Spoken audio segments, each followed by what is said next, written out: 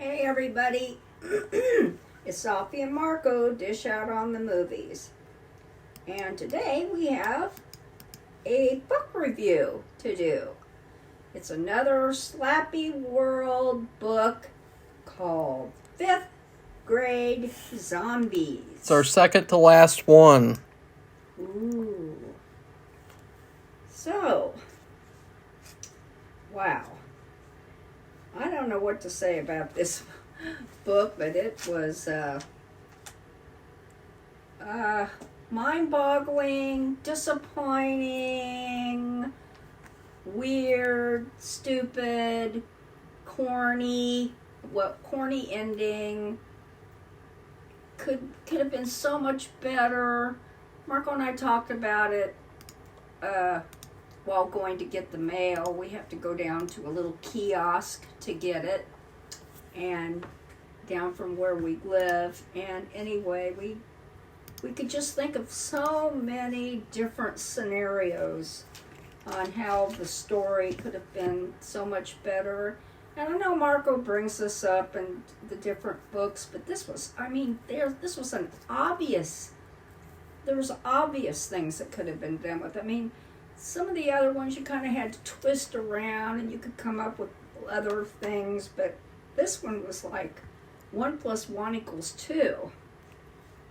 And what they came up with was just it was corny and stupid. To me, it was a cop-out. Well, this story, like, when I saw this book, because I follow R.L. Stine so that I can see updates on when the books are coming out and the pictures of the upcoming titles and everything. And when I saw 5th Grade Zombies, I was like, ew, what the hell is that? And then, when I finally find out, like, what the plot is, it's like, oh, well, there's a lot of problems with this book. At first, I was just kind of like, this is kind of average. It just felt like an average book. It didn't really feel like there was anything special to it or that it had anything really unique about it. It felt like a mishmash of other Goosebumps books, as well as, like, Children of the Corn. You have children in a cornfield, you automatically think about Children of the Corn. But this book starts off, and it's all about this little idiot named Tom or Todd. I don't even remember his name. I think it's probably Todd. He goes to the Wisconsin Dells to visit his cousins and his aunt and uncle or something, and it's the typical Goosebumps story. You've seen it or read it a million times. But the book starts off with, in what my opinion is the shittiest bus driver of all time, because he's sitting there and he's playing his harmonica, and the bus driver tells him to stop it, and he claims that the other kids are bothered by it, but there's only one other kid on the bus and he's sleeping. And then so he's like, oh, you're going to talk back to me? I'm going to kick you off the bus. And so he makes the kid think that he's kicking him off the bus. They do this drawn-out thing where it's like, oh, no, this is terrible. What's he going to do? But then it's like one of those classic, stupid R.L. Stine twists where it's like, oh, the twist is that he's not kicking him off the bus. This is his stop. Ooh. And his relatives are there to pick him up at the stop. But still, that is the shittiest bus driver in Goosebumps history. Probably. Right, Safi? Yeah, the only bus driver I could think of was, let's see, Werewolf Skin? But she was just teasing him. I don't even think that bus driver was in the book for Werewolf Skin, because that's one of the ones that I've read. Like, I don't think that in the book there was, like, a bus driver that teased him. So that was purely for the episode. R.L. Stine didn't even write that, technically, so... Well, it was clear to me, and it kind of shocked me, because R.L. Stine is from Ohio. There are urban areas in Ohio, and there's country areas in Ohio. And yeah, he acted like he's never been to the country before. Now we've been to the Dells. It's a tourist area. This was near Baraboo and Dells in that area, and it's cornfields. It's rural. They have a lot of pastures for cows because they make cheese. Hear about the cheese heads, cheddar heads in Wisconsin, and then up north it's kind of a little bit different. But anyway, down where they were, the boy and his relatives, it was cornfields. And he's acted, R.L. Stine, his book, there's no knowledge. The knowledge is not there of living in the country or in cornfields. No. We had room right out in back of us. And it was smaller. It was really, you're talking about where they were in this book, acres and acres. This was not acres and acres out in back of us, but I've been in one of those acres and acres of, the corn gets to be 6 feet plus high in the summer and into the fall, because this was the fall, because remember they were going to school. And you can get, when it's all green and everything, you can get lost. So, but there was just other things of what he said was he is ignorant or naive or something, and I was kind of surprised. It's not surprising, because you remember, what was that Slappy book? He was ignorant about dumpster diving, and so he made the dumpster diving look like it was terrible and everything. Which it's not. It seems like he needs to start doing some research if he wants to write about something. For this, I just thought, what I automatically thought of was this book. It's basically like Scarecrow Walks at Midnight meets Welcome to Dead House in the worst possible way. And a little bit of werewolf skin. And it reminded me of that. Also Calling All Creeps at the end, which we'll talk about. But the problem with doing this is that it means you can compare this book to those books. And you can notice how terrible it is in comparison. Remember in Welcome to Dead House where, the zombies, they wanted the main characters as blood, and they wanted to eat them alive and shit, and you had that ghost girl that was scary as hell in the middle of the night and everything. That book was really, really scary and effective. Basically, it could have been almost R-rated. And this book, what do they have in comparison to that? They have scary whispers. They have scary whispering coming from the cornfield of little whispering. Isn't that scary?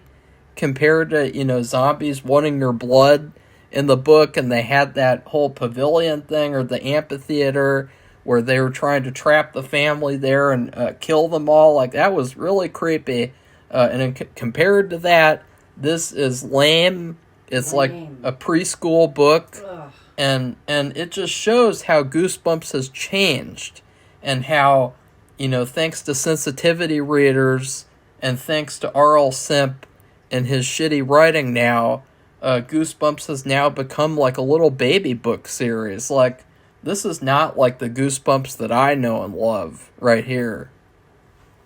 Well, I don't know what it is, and I'll tell you, I know that he lives in New York City, I guess, or in an urban area of New York, and it just really wouldn't take much research to drive out to a cornfield and see what it's like. Yeah. Really, hardly. He could drive there and spend, 15 minutes in a cornfield and figure out something better than that. And then, what was the other thing that he could research? I'll have to think about it.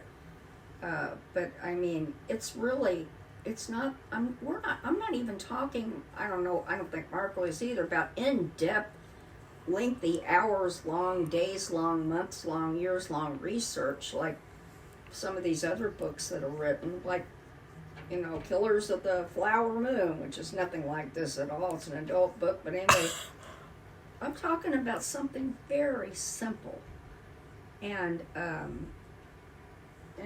just God, I wish I could think of what the other thing I was thinking about, but the cornfield thing's simple. It's just simple.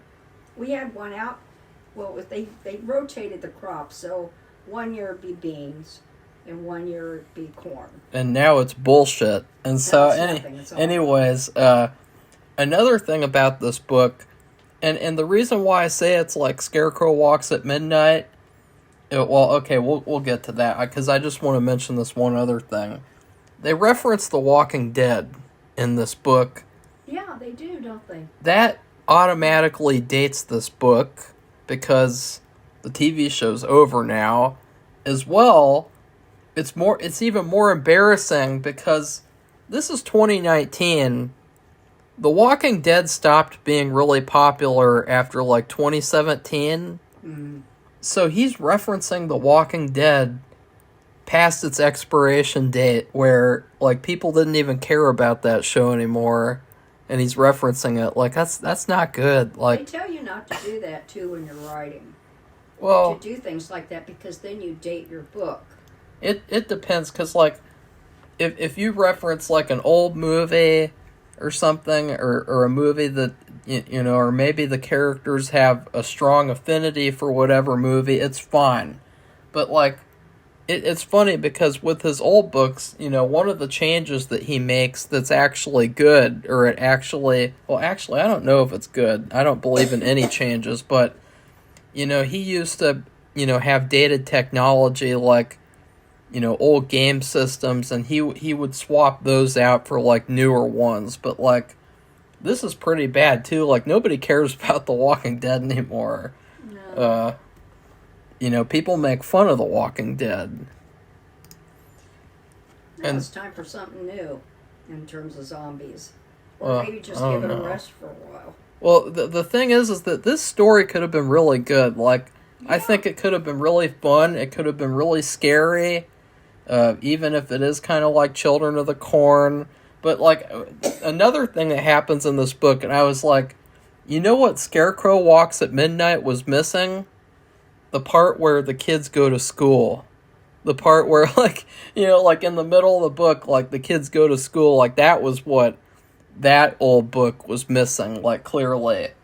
And when he's at school, they give him a desk next to the window, and right when I heard that, I was like, I guarantee this is so he will see zombies outside. Does prediction come true? Yes. Right, Safi? What does he see? Remember? He saw the bus, didn't he? Yeah, he saw a bus full of zombie children, and they get off the bus and they go into the school.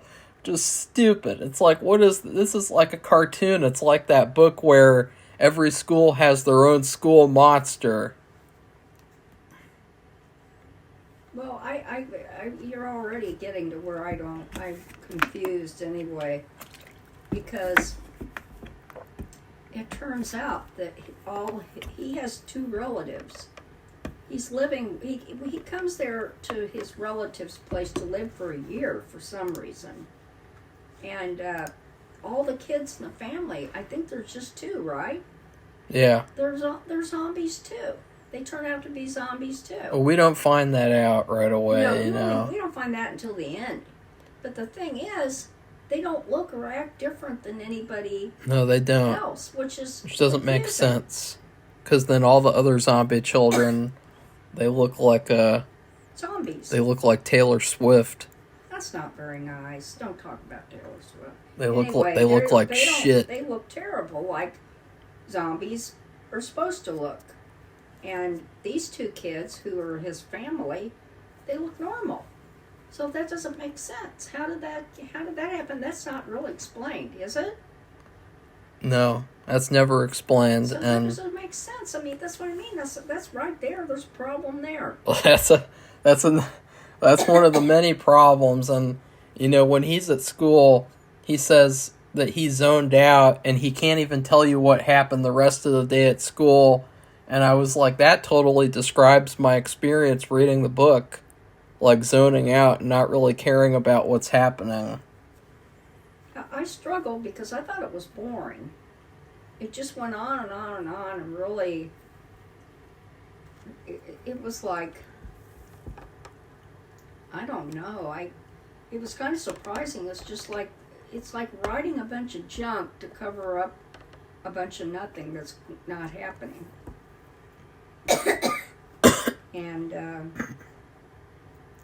And then he says, I was surprised by this line. He said, I couldn't erase their ugly faces and twisted bodies from my mind. And I thought, how did this line get past those pussy-ass sensitivity readers? Like, that's pretty funny. And zombie kids going to school, too, is the stupidest thing I've ever heard. I don't get what that's about either. Because, like, you think about, what is school for? School is for children and teenagers to go to so that they can learn, so that they can eventually become adults and then utilize their learning in the real world to do whatever they're going to do. What are zombie kids going to grow up to do? Nothing. Nothing. You know why? They're dead. Yeah, and they're in this town, and this town is covering up their existence. For some reason. So basically, like, they won't be able to go anywhere, do anything. They're just going to be stuck in this town, and I think they're even going to be stuck as children, too. So, like, them going to school is, like, the most idiotic thing I've ever heard of. Like, there's not even any point to them going to school. Like, I don't just see why they don't kill them. Like, they're already dead. Like, just put them out of their misery and shoot them all. Well, I don't know about that. They're zombies! Must be something else, better way to do it. But they're zombies! And the thing is, we're not even mentioning how did they get to be that way. Oh, well, we find that out by the end. These kids become zombies by standing in the cornfield for an extended period of time. I'm not even kidding. That is how you become a zombie in R.L. Stine's modern age Goosebumps. If you stand out in the cornfield. And there's a couple of problems with that. Number one, how are the farmers able to go out into the cornfield to harvest or to do anything for an extended period of time when you turn into a zombie if you're in the cornfield for a long time?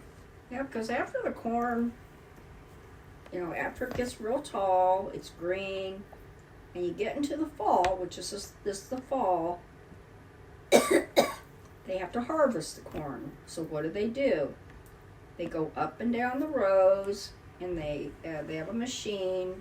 It cuts the corn down. The stalks are down, and it's a process, and it can be 1 or 2 days, depending on when the farmer comes in there. Like I said, we had it in the backyard, in the back of our house. We know exactly what it's like. And then at the end, it's all gone. And I don't, that's the thing. And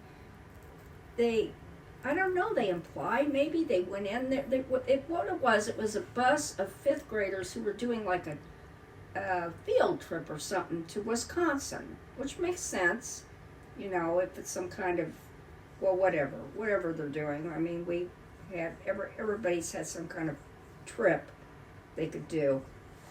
Well, a lot of people do. I can't say everybody. And we just went to the state capitol. Anyway, and the kids got off the bus and they went exploring in a cornfield, and they all disappeared mysteriously. And then you find out, well, they all became zombies in the cornfield. And then they keep the same bus, and it smells and it's gross, and there's pieces of bodies after so many years, because this happened a while back, like years ago, right? Yeah. And then, so what I thought was that can't seriously be true. Like, there's so many things that you could have done with this, like where, maybe the farmers would spread a rumor that if you go into the cornfield, you turn into a zombie. And the truth is much darker, and you don't find out, and it's really dark and scary and mysterious. It's like that corn movie. Instead, it's it's really dumb. Like, you go out and stand in a cornfield and turn into a zombie. And something else that doesn't make sense is that how do you eat that corn? Because that corn, isn't that corn affected? Like, because if there's something about the ground outside or the corn that's emanating from it that turns you into a zombie over a period of time, what about the corn? Like, you can't even eat that corn or do anything with it then. So it doesn't make sense at all. And then it doesn't make any sense either. I guess the kids, because they all died when they were in 5th grade, they stay in 5th grade for the rest of their lives. Yeah. In that school. Yeah. And they repeat this ritual every day. They take them to school on that bus, and they go in, they close the door, and they provide them some special, whatever it is, in these cans. Canned meat. Canned meat, and they bring it in there every day.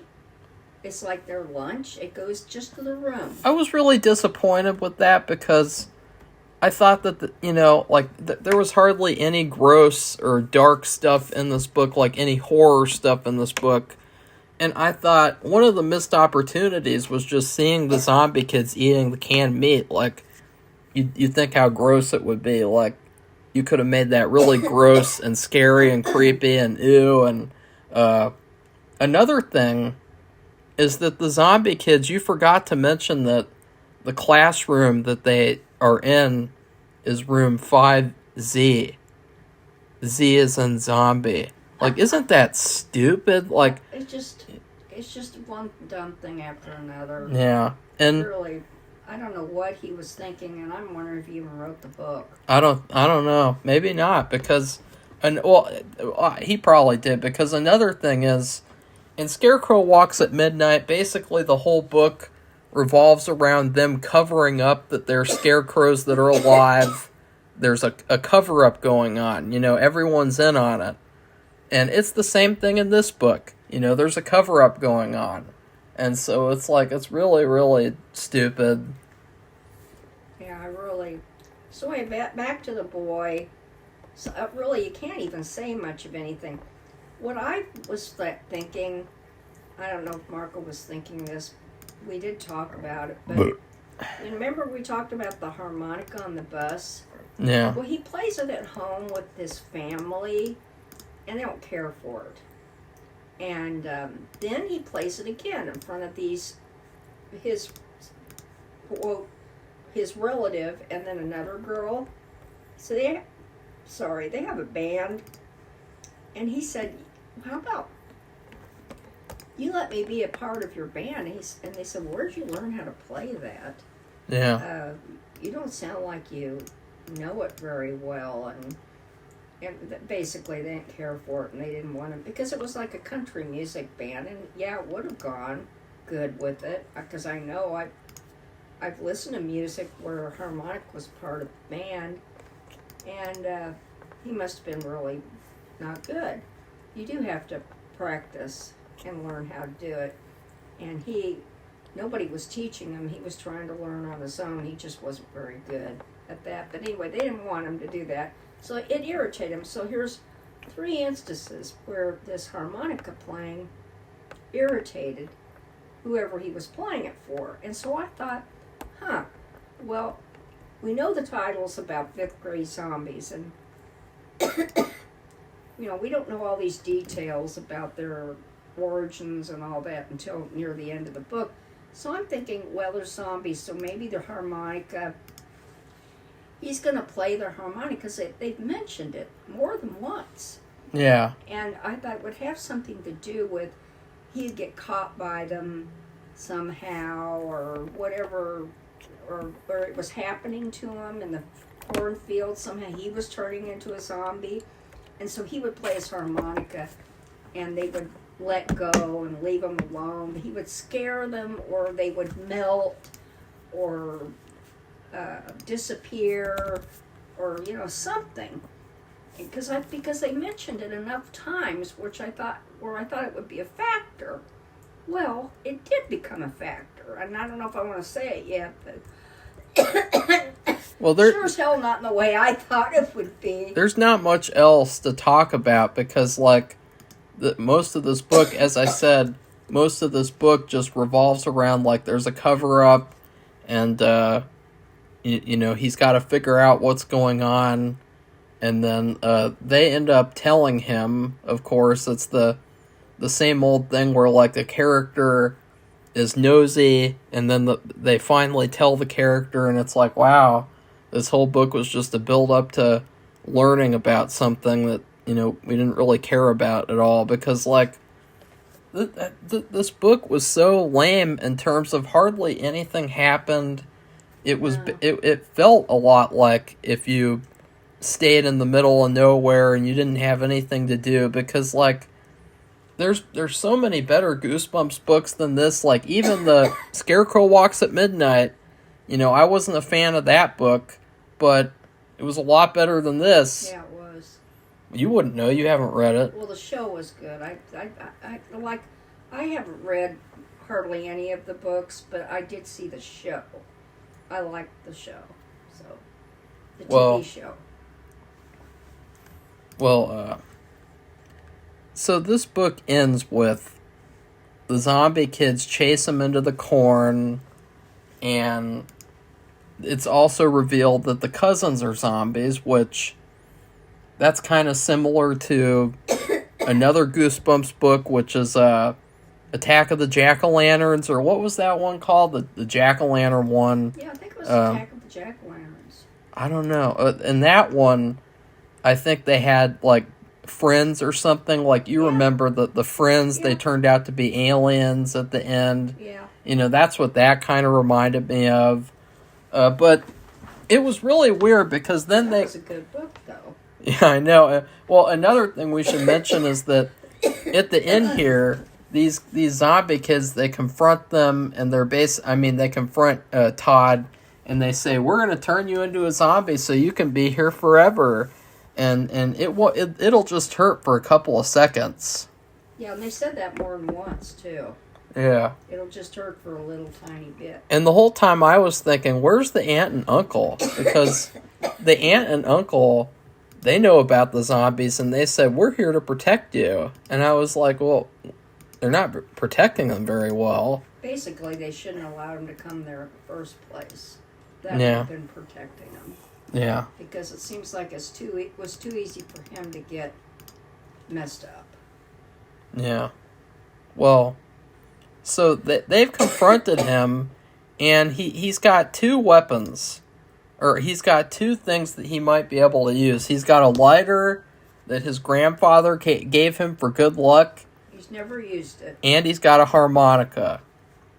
And so you think the harmonica is going to get him out of this. Yeah, which is what I said. I thought all along. He takes the lighter out. The lighter doesn't work. He must have liked the corn stalks on fire. Which that would have been good because, you know, then he could have burned those children, those zombie children, and gotten rid of them. Because, like, why would you keep them around? Like, that's a waste of resources. They're dead. they're the undead. You know, they're dead. Like, who cares? Like, kill them. Get rid of them. And what happened to their parents? Yeah, I wonder why their kids didn't come back from the field trip in another state. Where's their parents? As I say, there's so many issues. It's not like Epstein where they sold their children. It's like, you know, the parents. It was a school field trip to Wisconsin. Yeah, and so then he takes out the harmonica, and the harmonica, he instead of playing it and then it pisses off the zombies or it chases them away, he's like, if I become a zombie, can I join your band? He said, no, if I go along quietly and not give you a problem, and just let you do whatever you're going to do, you know, being real amenable, whatever it is.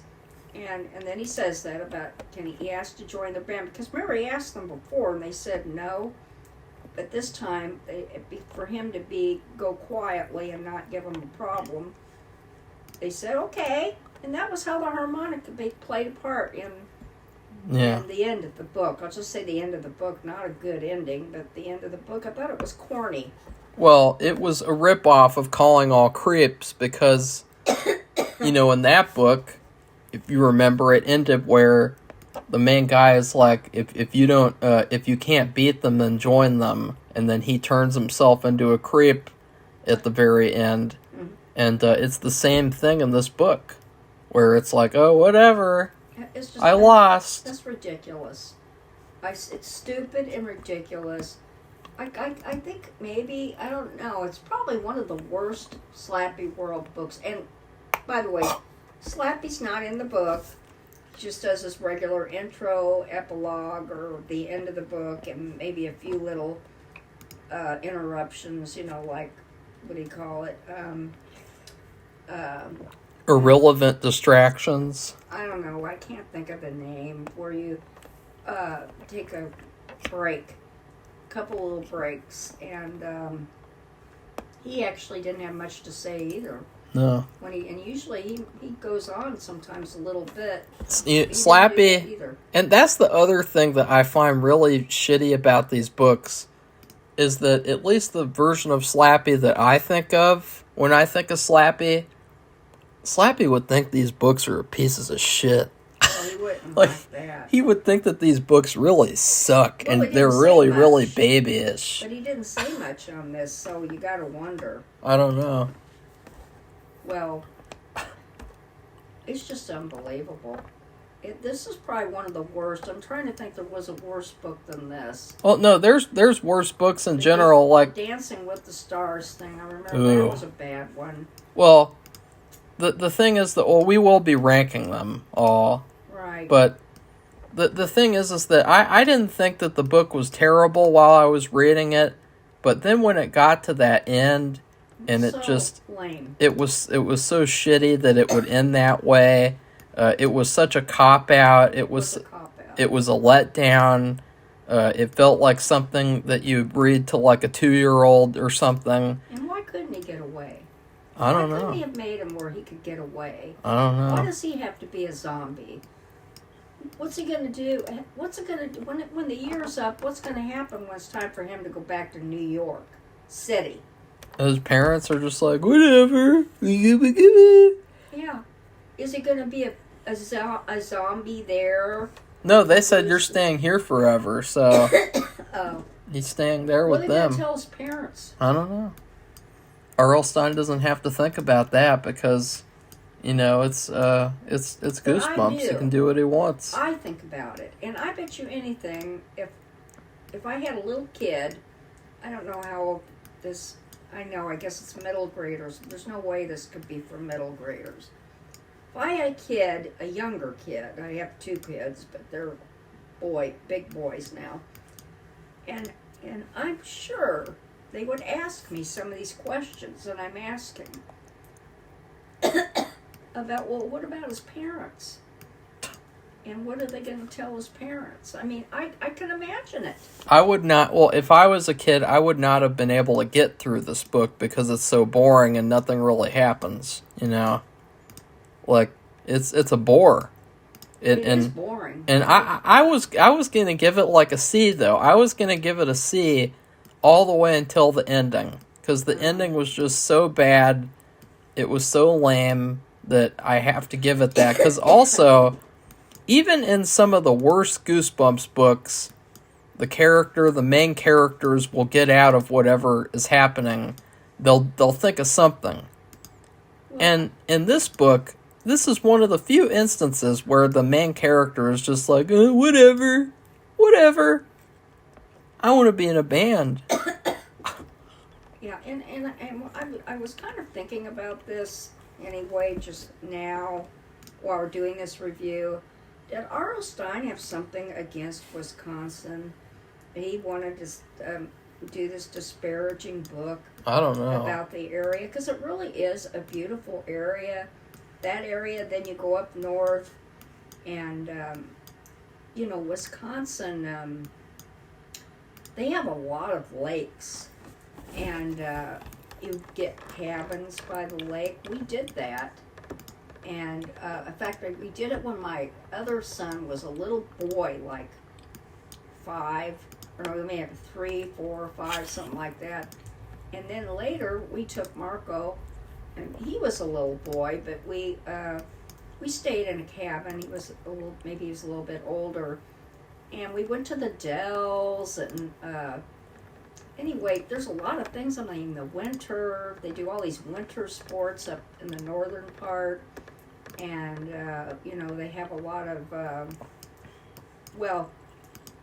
things with dogs and skiing, and there's tons of water sports and fishing. I mean, it's a really cool place. And to me, writing about this and talking about this area and not having any knowledge of cornfields or the country, I mean, showing that from the writing, like he didn't do any research at all, which we've already been through this, so I'm not going to repeat it. But anyway, it just seems like, do you have something against Wisconsin for some reason? I don't know. They do something wrong? Because compared to some other states I can think of, which I won't name, they're pretty good. And it's a really cool place to visit. I mean, it's a really nice tourist area. Really? And they have really good cheese, too.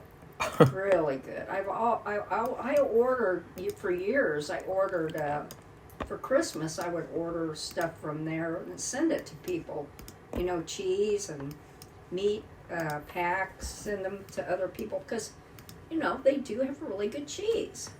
They have dairy cattle there, really good dairy cattle, and they make the cheese from the dairy cattle. So I just wondered, do you have something against them? Because I thought it was such a shitty book, and no knowledge of Wisconsin or just anybody's cornfields.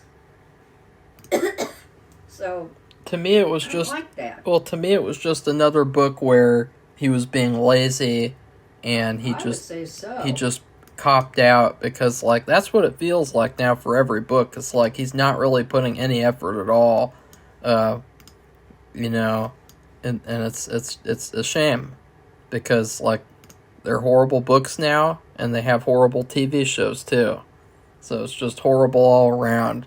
I give this book a D. As I said, I was going to give it a C. The reason why I'm just giving it a D is because I think it's better than other books in the F tier, because, I've been ranking them on a tier list all along. Yeah.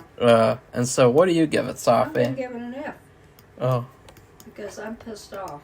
Oh. I really, I don't like that. And that really, you see, he's a very experienced writer. He's written tons and tons of books. At one point, he sold more books than Stephen King. We went through this years ago. This was years ago. I don't think that's I could be wrong. I don't know. But back then, which is in the 90s, they had this constant little thing. And then, of course, here comes J.K. Rowling. She might have given them a run for their money, for a while anyway. Now that might have changed too, but he's an experienced writer. He ought to know better than that. And to me, maybe he's fulfilling a contract, and so he just hurriedly wrote this piece of crap, or somebody else wrote it, and he maybe put a little touches to it that were his own. Maybe his son wrote some of it. Well, his wife. He was involved in a lawsuit after the original Goosebumps series, because they alleged that several of his books were not even written by him. They were written by other writers. And really? They said that... like Shakespeare? Yeah, and so they said that that was not in the contract. The contract was for him to be writing all these books. Oh. So... Well, this... I just can't imagine that he could have written this, the whole thing, and because it's just so lazy. I can, because I just don't think he has it in himself anymore. I don't think, because he's tired of it. Yeah, I look at these books, and I just feel like really he could be doing a lot better if he wanted to. Well, yeah. I would think so. You know, like all these people who just give every Goosebumps book a 5 out of 5, That's A plus. stupid. You know, That's dumb. you're being dishonest. Well, you're being disingenuous because you really nobody has that kind of success. There's always something that even for Harry Potter, they all got mad about who got together with whom. Well, even she admits that she put the wrong people together, though. I'm talking about the couples.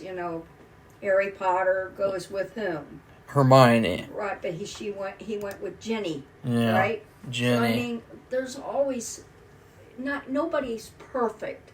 There's no perfect universe for a writer, and they know it. Well, I've been through it myself. I know what it's like. He is still successful overall because, like, a lot of writers, like for a lot of these old movies we've watched, they write like some books here and there, but then they're only ever really known for one book that was really good. But for R.L. Stine, he has a lot of books that were very good before he became a sellout with these crappy books that are, I guess they make the sensitivity readers happy, so... I guess we should be thankful for that those pussy asses at Scholastic can be happy. Because they're reading their little inoffensive shit material.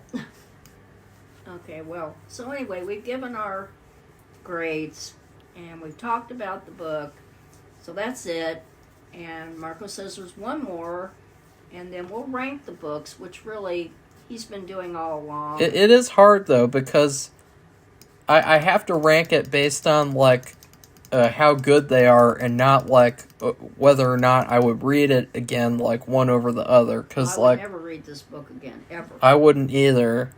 But there are some books that are in, like, the F tier, maybe, that I might want to read again. So that's the thing. Well, and I'm going to say this, because I've said this many times. We don't want to...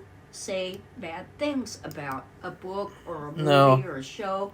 We want it to be good. In fact, I was really surprised that these weren't good. Like, there was someone, I can't remember who it was, but someone commented on the YouTube channel and basically pitched this series. And I thought from their pitch that it sounded like it would be really, really good. And so I've just been really disappointed about how bad this series has been. Like, I was really looking forward to it and thought, even though I'm sick of Slappy, this series sounds like it could be really cool. Yeah, but it's not. And I've read tons, I've said this before, I've read tons and tons and tons of book series. Because, you kind of, what you do is you read a book, you kind of get to know the characters, and then you want to read more about them. So they make more books. And they in fact, the publisher encourages that. They want a writer who's going to write many books, and it's kind of like you're reading about a family or some people that you get to know them. Yeah. And I've read some good ones, and I've read some not so good ones. They're just fair, very average. Then that's just the way it is. But this is obviously crap, and I'm not going to pretend like it's good, because there's no way I could pretend about this one. No, well, actually, I guess you could a little bit, because it's like... No, it wasn't horrible. I guess it was pretty horrible.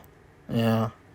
Okay. So anyway, if you like this video, give it a thumbs up and become one of our subscribers. And so you can join in on the conversation. Just don't get AIDS. I think I find there is one guy... I don't know his name on YouTube, and he doesn't talk. What he does, he does just movies, and what he does is he stands in front of the movie poster, and if he likes it, he'll kind of smile a little bit, and he puts a thumbs up, even if it's just like a B, or even a C. He might, I know, and what he does is he puts his fingers up, so. If it's like something really good, he might put up 3 fingers, or put his thumb up or something. And if it's bad, well, he just leaves his hand alone the and makes face, a frown. the face that I would make for this book is that of the one that I would make when we were eating Gordon Ramsay meals from Walmart. Oh, God. I know, but it's just funny. And we could do that, but it wouldn't be, we kind of like to talk about it because I think people need more than that. But I don't want think to it's because it also implies that we're doing it over a video instead of doing a podcast. So oh, yeah, that's true. That's the what other we do is a thing. little bit different. So, goodbye, everybody. Bye. Goodbye.